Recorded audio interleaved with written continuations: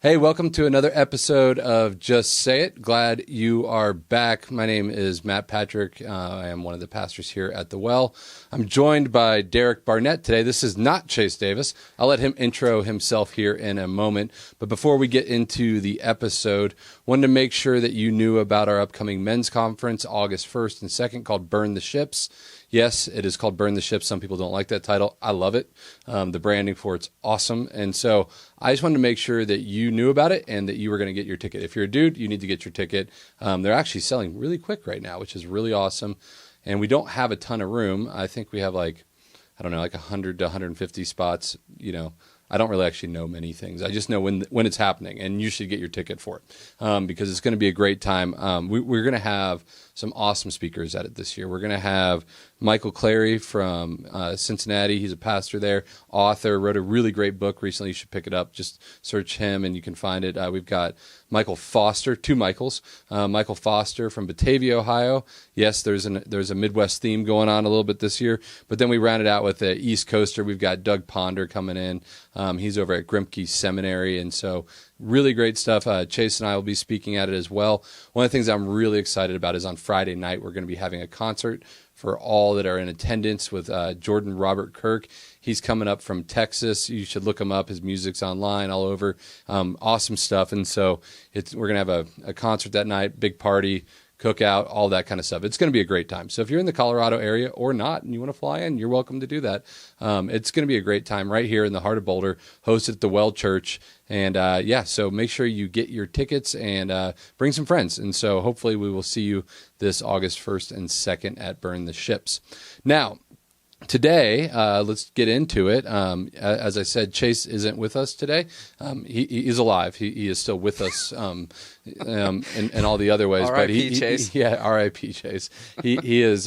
He's got a lot to do, and so. But also, what a lot of people don't know at our church is we have an awesome staff. We have a bunch of people here who work here and make this thing run and serve in many capacities. And so for today's topic, which I'm going to introduce in a minute, I thought it would be fun to invite our very own Derek Barnett.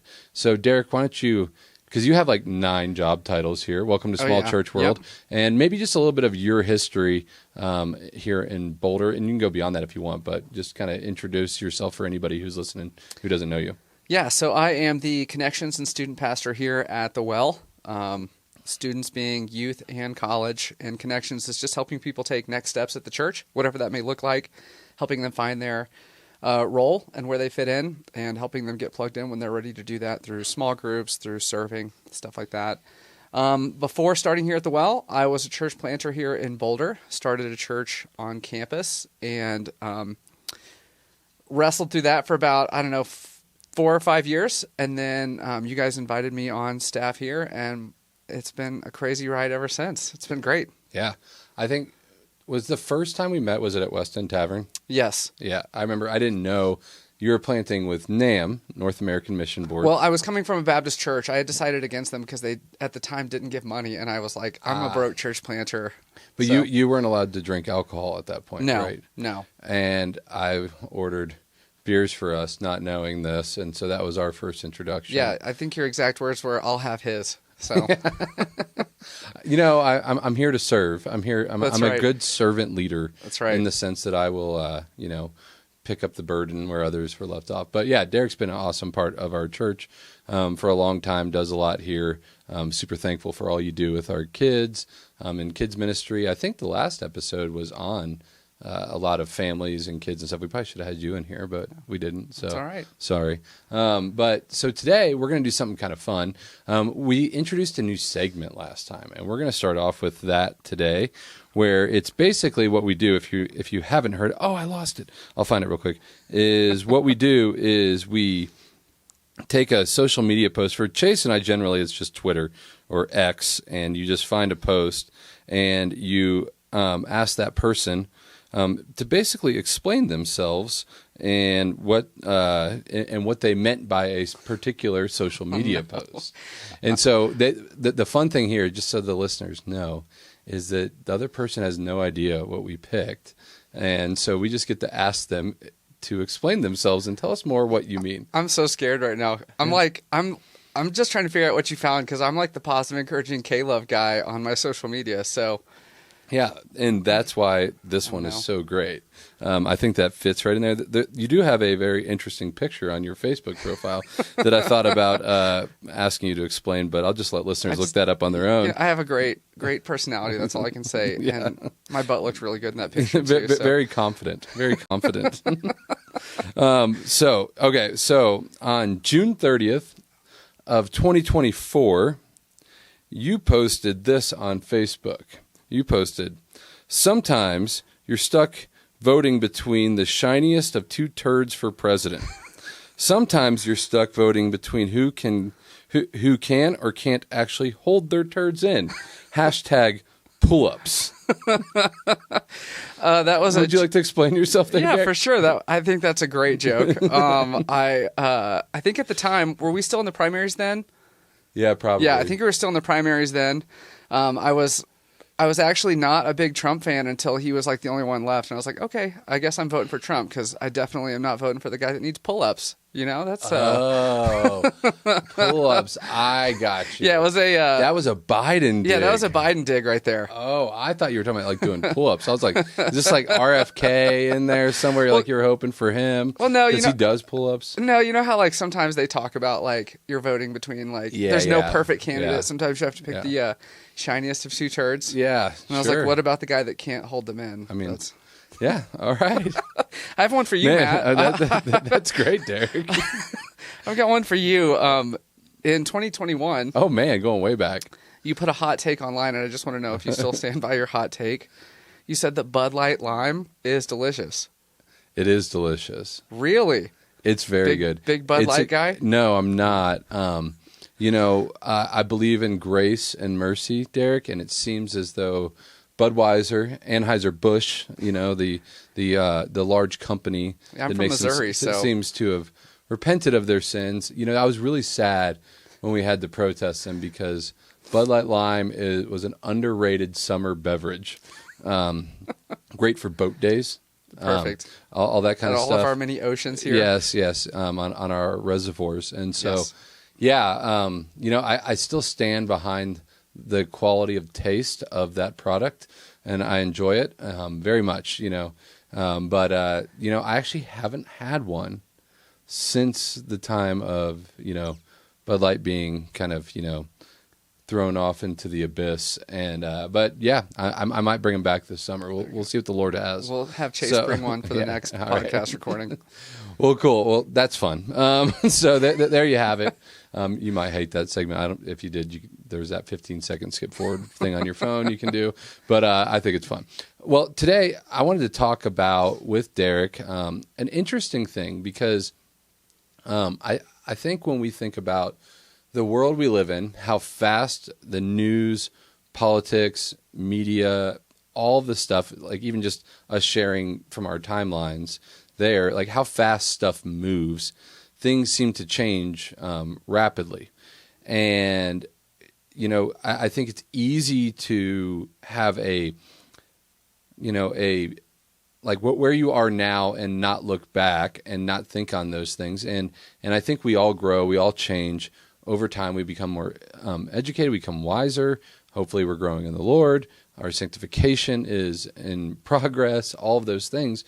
But, there's seasons that we all go through where there's societal pressures, and there's a lot going on. And a lot of times it's very hard to even know information where you're getting it from. And so we lived through, as I'm assuming most people who are listening to this, unless you're letting your 5-year-old listen to this podcast, that'd be weird. But we lived through and remember 2019, 2020, which everybody immediately goes, hey, that was, COVID.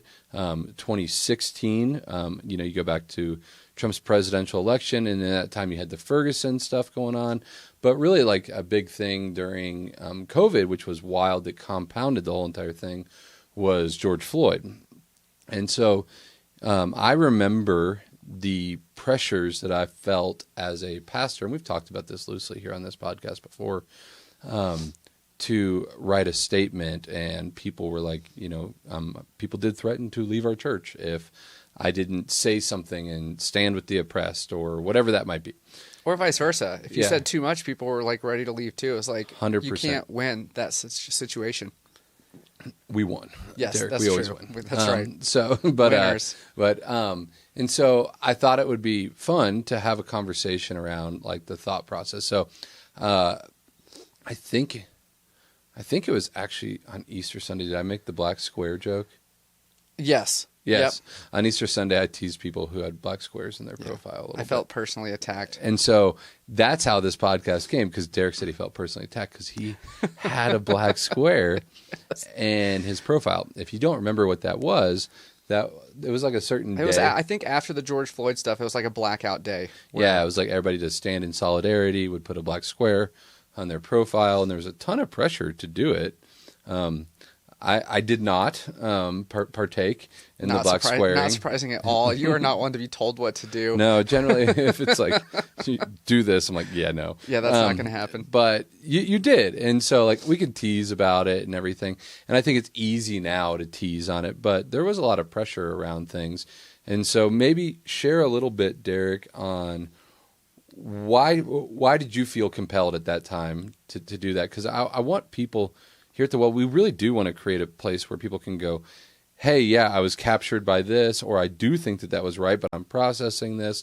I'm trying to get to a place of truth and integrity and not just be flippant by the culture. But I know you're a good man. You're a stand-up man. You love your family, love your kids, love God, and you did that. So, like, what was going on in your head as you remember it? I think when I think of, like, why myself in general, and also I think why a lot of Christians felt pressure to do that, I think there's like honorable reasons, and I think there's a cynical side of me as well that has really cynical reasons for why people jump on that stuff. Yeah.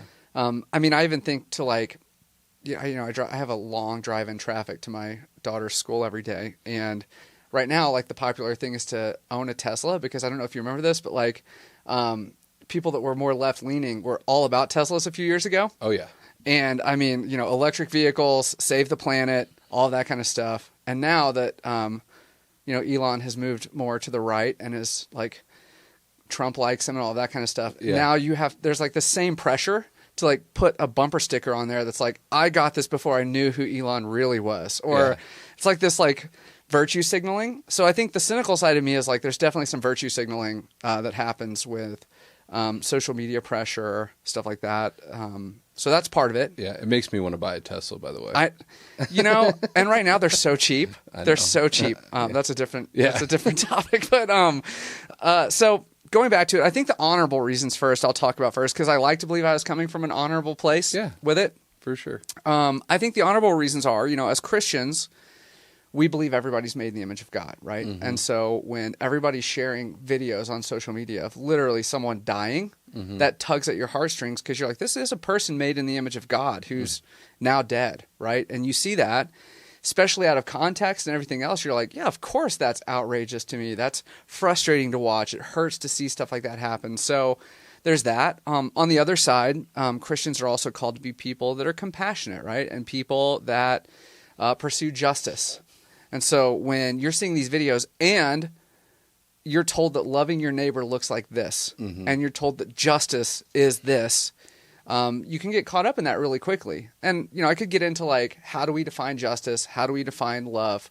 All of that kind of stuff. And I think one of the things that the cynical side of me is we've let the world kind of determine what compassion and justice look like, what are justice issues, what are issues of truth. And so I wouldn't call it an honorable thing, but I think there's some gullibility among Christians a lot of times where we're just so easily swayed. We want to be liked so much. We want to be a good witness so much that when we see something like that, we're like, okay, well, I'm supposed to be compassionate. I'm supposed to care about justice. So therefore, justice looks like this. When that's the non-cynical side of things. Yeah. There's a cynical side too, but for me, I think I was not doing it from a place of cynicism. And I would say probably most people in our church, a lot of Christians, it was more coming from those motives than it was from anything else. That would be my thought, my guess. Yeah, most people did it. Right. Most did, you know. And, like, I mean, I felt the pressure, but like you said, I'm generally just like, if I'm told exactly what I need to do, I tend to like steer away from it. So I avoided that. But like I've had my own pitfalls in these things. You know, our church over the years has tried to be wise and walk that line. We've got it wrong sometimes, and we've got it right. Like I still think back to that time, instead of writing a statement letter or a position paper, we chose to do a panel where we just interviewed some people, and I think it's still online actually. I'm a big fan of, even if you get something wrong, leaving it and just letting it be. You know, and if you have to explain yourself, do so. You know, and so maybe that would be something that people would want me to explain more. But you know, I was like, hey, I want to have some people that I love that are in our church, of different ethnicities, and I just want to talk to them about this. And I thought, all in all, it was okay. It was good. I thought it was appropriate, you know. But I remember some people were mad at me for doing that, you know. Yep. And then some people were like, hey, you didn't go far enough, and on that kind of thing. And I was just like, you know, we're just gonna have a conversation as a church. And I would say, and I'd love to hear you talk about this, there's a fascinating thing that happens in the world that we live in when it comes to social media, in that, you know, you used to, like, not that long ago, the people you generally interacted with was pretty close, right? Yeah, it was small. You had it was kind of small. A small group of people. Yeah, people in your church, your work. Where you lived. You know, I mean, I know we've been a mobile society for a long time, but generally the people you were friends with, the people you interacted with the most, were people you actually had to physically see. And so it's interesting that, like, now if you put something online, it's for everybody in the world. Yeah. If they want to find it, you know, and it's out there.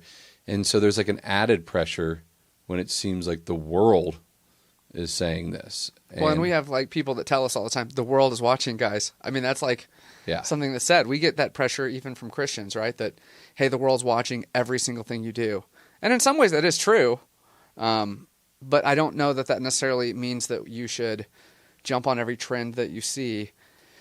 I mean, I think I was thinking about that earlier today, about how, like, we feel this pressure that I don't feel that other generations have felt, which is the need to have a stance on everything. Mm-hmm. Like every single thing that happens in the news, it's like we used to watch news. We used to watch even like shows where people would like have the talking heads and they would give their opinions, and then you could be like, yeah, I agree with that guy, or no, I don't agree with that guy. And now the whole world does that, and everybody is supposed to like form an opinion. And the problem is, a lot of us don't think. Mm-hmm. We're not very discerning in our opinions, and so and I'm not meaning that we're dumb. What I mean is, like, we're very reactive, and we can be reactive people instead of like people that discern and stop and think and gather facts before having a statement on stuff. We tend to just see what somebody else said on social media, feel emotionally compelled to say the same thing, and then we jump on there, and it's almost like a group think instead of thinking for ourselves. For sure. In a way. Yeah. So, you know, going through that for you, I've shared on this podcast before, kind of a little bit of my journey. I know Chase has shared some of his, but maybe it would be helpful, because like this stuff isn't going to stop. You know, it's going to be like you have a position. So like a current example would be, our church has been very involved in fighting the multiple House bills and state bills that have been proposed and actually passed, and we're committed to fighting those things. And so I could see somebody looking at that, and even kind of like our group that we're part of, which is Fight 1312, you know, we've kind of called out like some pastors for being quiet on that. Yeah. Some people have really not liked that. And maybe we've gone too far. Maybe I've personally gone too far at times in that, and so on and so forth. But what, in your mind, is there a difference in that kind of thing? And how is one to be wise in what they decide they're going to stand on, fight, that kind of stuff, post, not post, all that kind of stuff? What have you learned in that kind of journey for you? Yeah, I think there is a difference. And I think there are biblical principles that stand no matter the difference. So when the Bible talks about being slow to speak, quick to hear, I think in Proverbs it talks about if you answer a matter like quickly, you're a fool. Yeah. Or if you answer without hearing things. My favorite one is when it talks about like, I think it's in Proverbs 15 where it talks about a righteous person will ponder how to answer. Yeah. And then a foolish person just spews out evil. Yeah. And so I think those principles are principles that are just true in general. I think what it really comes down to is discerning the times. And so there's some discernment about, like, if you're fighting a House bill, right, there's a time when people are voting on that House bill. There's a time when this is being debated. There's a deadline for when this stuff is going to happen. And so because of that, you have to think quickly. You have to act quickly. It doesn't mean that you don't use wisdom or do your due diligence or think how to appropriately respond to those things, but you kind of have to speed up the timeline with how you do that because things demand a quick response. Another example of this would be like the Marshall fires in our city, right? Like you have to stop and think, how do we organize? How do we care for our city? How do we care for our community? How do we care for people that have lost homes? You have to think about those things and plan those things so that you can be organized. But also people just lost their homes and you have to be fast with how you do that. I think that's the big difference. I think a lot of times we just see something on social media, we put no thought to it, and it's just an immediate guttural response without taking the time to get all the information to be wise. And so that can happen with any situation. Yeah, but I've like, never done that. Yeah. But I'm saying, like, to use the example of like the George Floyd or the Black Square or stuff like that, like I think what probably should have been done in that situation is to step back and say, no, like, this is something that I'm not saying that like police brutality or any of that stuff isn't worth having a conversation over. But also, like, you're talking about something that happened in another part of the country, didn't happen in our city. It's not impacting anyone in a real way other than their emotions in our city right now. So we can take time to gather facts, figure out how to respond to that. Whereas like this 1312 bill is like, yeah, this is going to pass if people don't say something, and it's going to pass really quickly. So we have to and this is going to impact us immediately when it passes. And so we have to fight that on a unified and quick front. And it is cowardly to not say anything in those situations because it's like you've had time and you have no excuse to not talk about it. Versus people that maybe just feel this, I have to make a rash decision when they really don't. The only people putting a timeline and pressure on them in those moments many times is themselves and cultural pressure and not wisdom. Yeah. Yeah, I would say in there's an interesting thing of realizing who you are as well. What's your role? Like, what do you do? I mean, like, it's fascinating to me. Like, you know, sometimes I'll get somebody come on like a timeline of mine somewhere, and it's like, I have no idea who this person is. They've got like 7 followers. They follow like 20,000 people, and they're just like ranting at me, and I'm just like, I don't know what you want, and and like, I don't even need to give you a reply. But when it comes to stuff, when all of a sudden there's big pressures, I think it's important for people to think about where they are, their station in life, who they are. Us being pastors, there's times that because we carry a public persona, our flock is looking to us to guide them and to take a proper stand on certain things or not, or just to go, we're not going to participate in that. Everything communicates, right? Like silence communicates. So like, no, I'm not communicating on that. Like I have nothing to say on that. I think that's a fair thing for a pastor to do. Or other things like these House bills. I think it's great for pastors to speak up because you do have a public platform and people need to know how to be led on those sorts of things. When it comes to things like the Black Square or posting, you know, the Ukrainian flag on your profile or whatever. Bumper sticker on the Tesla, all of that kind of stuff. You know, I'm like, you know, if somebody wants to get in the fray who's working like a normal job, has their family, I'm like fine. I think a lot of people, what they see is they see people like us posting stuff and they feel like they need to do the same thing as well. Yeah. Right. And I would just say, you don't. You know, I think there's a lot of people who are doing great work they're praying fervently. They're going to like a rally at the Capitol or whatever it might be. But, you know, there's different forms of fighting, you know. Yeah. Yeah. And I think one of the things that social media has done is it because it elevates everybody's voice, it almost makes people think that like everybody's voice carries equal weight. as well on society and it doesn't. It's like your neighbor, though you might care about them because they're your neighbor, like you don't, like you and your neighbor's relationship is different. You're not an expert on a subject. Whereas like, one of the things that like, you don't have to be an expert on everything. So I'm not saying that, but like as pastors, one of our roles, right, is to talk about what does the Bible say about this? And so of course you're going to be influential in that. You're going to talk about those things. You're going to talk about cultural issues. You're going to talk about theological issues. If everyone felt the need to have a stance on going to Mars, you'd be like, well, maybe I don't need to have a stance on that because I'm, like that's not an area that really involves me unless you want to talk about like what does the Bible say about life on other planets, which would be a whole other. You should do that as a podcast sometime. But like, what I mean is like there are certain. I think we feel this need to respond when really, as Christians, a lot of times you. Like just the everyday person, you don't have to respond. You have to study the Bible and know what the Bible says. Yeah. But you don't have to do what your pastor's doing and feel like you have to be online. And there's something to be said also about being wise, right? Like the great thing about having jobs in the church world is like my job's on the line if like I say something heretical or whatever. I mean, or if I'm just not doing my job. But what I'm trying to say is like, True. Like I work for a church. So saying, here's what the Bible says about this is not going to get me fired. Yeah. And being public about that, saying things on social media.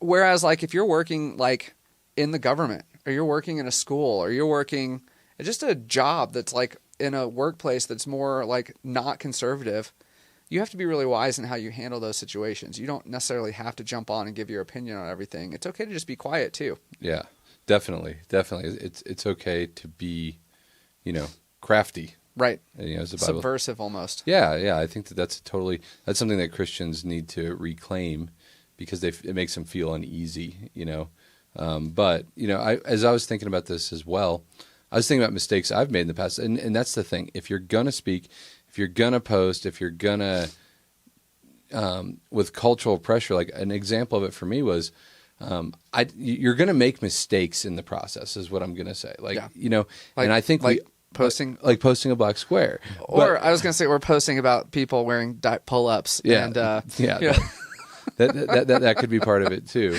But you're going to make mistakes. Like in a sermon, when all this was going on, it was funny because we didn't have a place to meet because we were meeting in a school during COVID, and so we were just trying to do what we could, and so we were recording sermons, which was miserable. I hated it so much. So bad. And it was so weird when people were like, this is so great. I'm like, what are you talking about? Yeah. This is the worst thing ever. I'm like eating a bowl of cereal in my like PJs, singing to God. It was...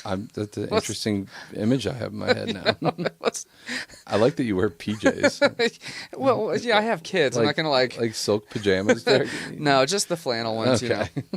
But, you make mistakes. And so like, I had never heard the term anti-racist. I didn't know what it meant.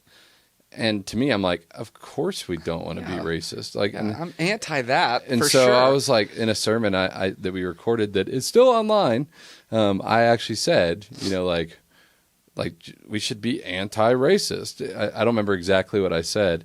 And I remember Chase going like, do you know what that means? And I was like, that I think racism's bad. He's like, no, it's actually a whole entire political slogan that means all of these things. And I was like, oh, who knew?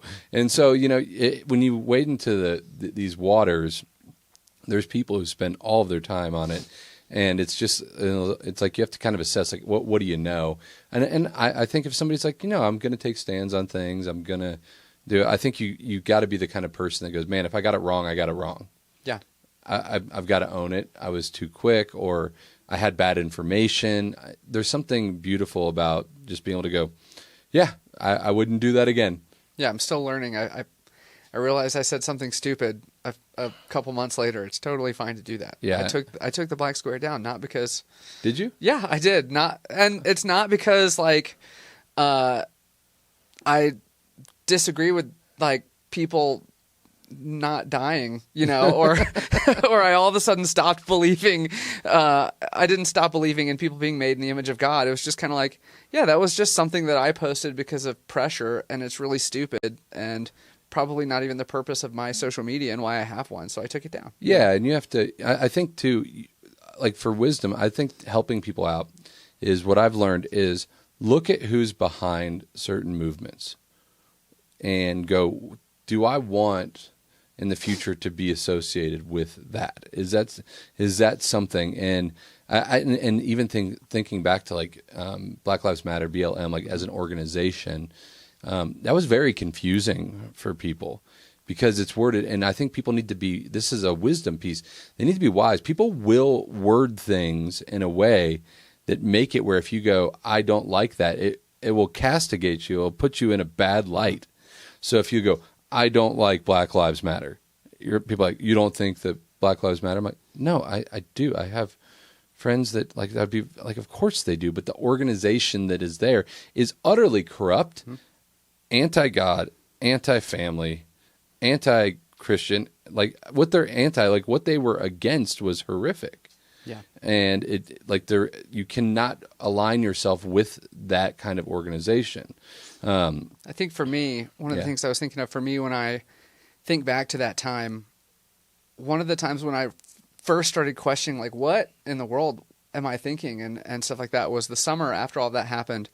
Everything was shut down, so my wife and I went to a part of the country that was not shut down so that we could actually eat at restaurants and enjoy our lives for a little while. And it was the 4th of July week. And my wife is just scrolling through Instagram while we're driving down the road, and I can hear what's going on, and just it's one person after another talking about the evils of the 4th of July. And I was like, what? Wait, what? Why are people talking about how they don't like freedom and how the 4th of July is actually an evil holiday only for white people? And I was like, I think I should rethink maybe some of the stuff that I bought into, because it was like just one thing after another. And I realized, one, that's why pastors do need to speak up during social media and say stuff and even admit like, hey, I was kind of wrong on this issue. I'm lining myself up with a movement that's like not what I believe. And so. No, totally. Yeah. Yeah. There's moments of becoming aware of what's going on. Would you say woke? I would not. I would not say that. But it's an important moment to embrace. And in that moment, you have a decision to make of, kind of like, how am I going to roll with this? What's going to change?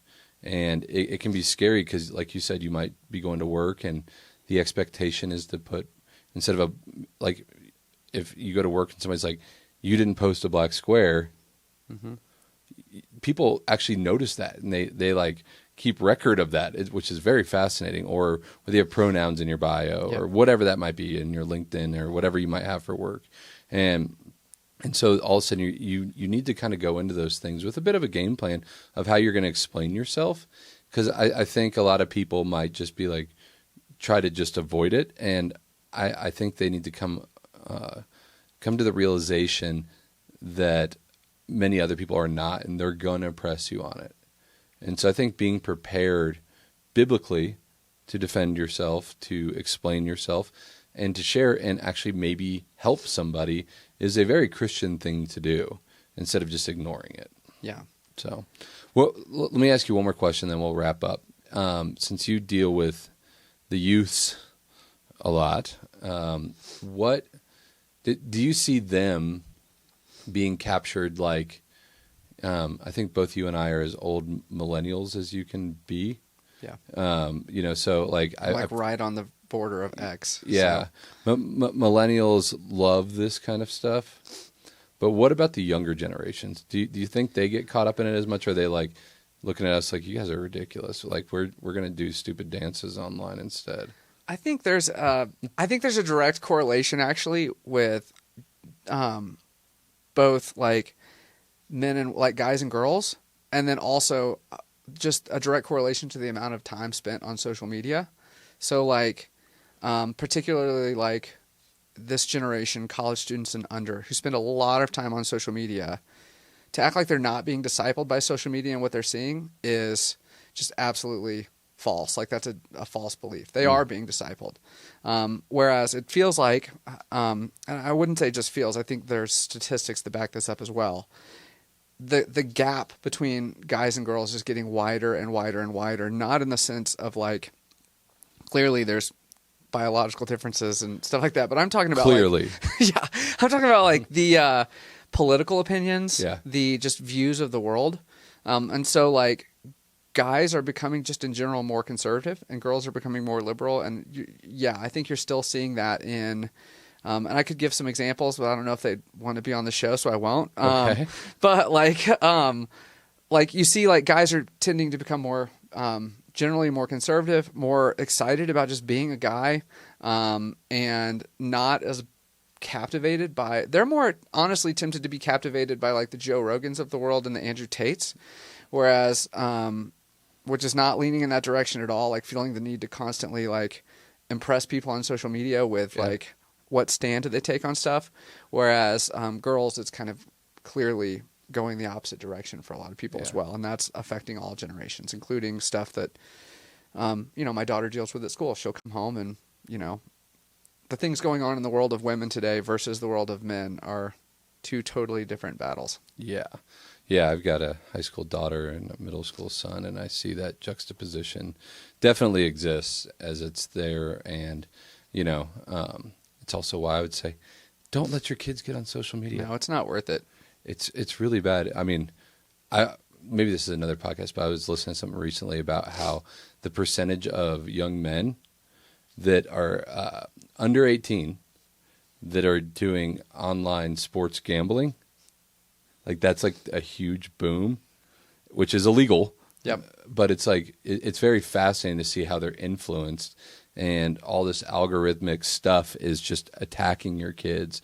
And so I think we as parents need to be thinking about, one, what we're posting, because our kids are going to see it, and two is going through. It's like, if your kid has a device of some form or is on social media, which I would say don't let them be on social media. Yeah, I mean, that's kind of a rule in our house. Like, and anytime I just see what I think kids call it this too, brain rot. Like, oh God, honestly, like even YouTube Reels, I'm like, just stop. The algorithm is just putting stuff in front of you. At least choose a video that you're going to watch that's like 20 minutes long. Yeah. Even if it's the nerdiest thing ever, I'd rather you do that than lose your attention span to 5-second video clips of people dancing. Have you heard of Italian brain rot? I told you about it the other day. Yeah. It's like a new thing. It's so dumb. I hate it. Like my children, I'm like, no, we do not speak this way. I don't even know what Italian brain rot is, but my mind's going straight to the Super Mario Brothers for some reason. It's close. So, anyways, I think that's a great spot to end on. Yeah, we're rabbit trailing hard here. Yeah, I like it. It's fun. That's what we do here. But so, I would just, to kind of close this up, is what I'd say to people in our church or Christians elsewhere is, hey, like it's easy to get captured by a movement. Be wise in it. Go to Scripture. Go to your pastor. Speak to them. See what they think about these kinds of things. Do some homework on it and know what you're doing, especially if it's like just expected of you. That's almost a red flag, I would say, for people, is they need to, if everybody just expects everybody to do the same thing, it's usually not the right thing, right? Like it's in our culture and world we live in. And so I think there's discernment, but also, man, if you've been like, man, I was like totally wrapped up in this, and I think some people are like, man, I don't want people to know about that. It's fine. It's fine. Like, people get it wrong all the time, and just be wise going forward in the future. Anything you'd add to that? No, absolutely. I think that's great. I think it's just important to remember it's better to have a measured response late than to feel the need to say something rushed. Yeah, absolutely. Well, cool. Well, thank you for joining us here today on another episode of Just Say It. We're releasing them more frequently now, which is awesome. And so hopefully you enjoy them. If this episode is blessing you, if you're a member of our church or not, we would invite you to go to boulderwell.org/give. These things aren't free. We're a small church just trying to be helpful. And so if you have the capacity and this blesses you, we would encourage you to support what we do here in Boulder, Colorado by being generous here. So you can help out in other ways, share an episode with a friend, subscribe, all that kind of good stuff. And so until next time, we'll see you.